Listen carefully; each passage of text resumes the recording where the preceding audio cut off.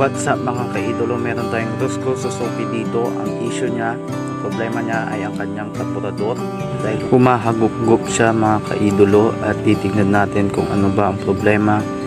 At makikita natin, tinatanggal na namin dito ang kanyang karburador. Itong Suzuki Rosco po ito. Ayan, natanggal na po namin yung karburador at tinatakpan po namin yung sa gasolina, yung hose ng gasolina niya para hindi po tumulo yung gasolina. Ayan, kasi lumalabas po yung gasolina dyan. Kung makikita nyo po, basang basa yung kamay ko dyan. Ayan, makikita po natin, iniipitan yung clamp natin. Ayan, binaba na po namin yung karburador dyan at dilinisan po namin.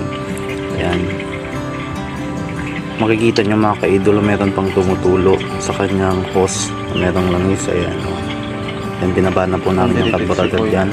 Nilinisan po namin yung bawat sulok na dapat po namin linisin para maayos na po siya. Gumanda po yung takbo niya at hindi na po siya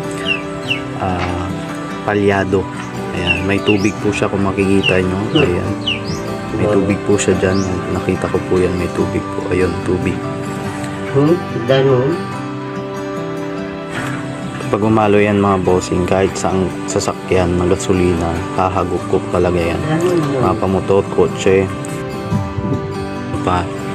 Yan mga boss. Ayan, so makikita natin, nilinisan natin dito gamit ang gasolina at ang brass.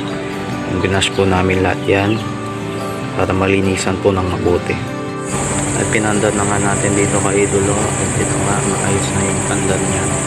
Advice lang mga boss, kapag mga ganyan yung problema natin, una lang natin i-check dyan yung karburador o yung kanyang spark plug, kasi maaaring kung dito na yung spark plug, kaya minsan humahagok-hagok na.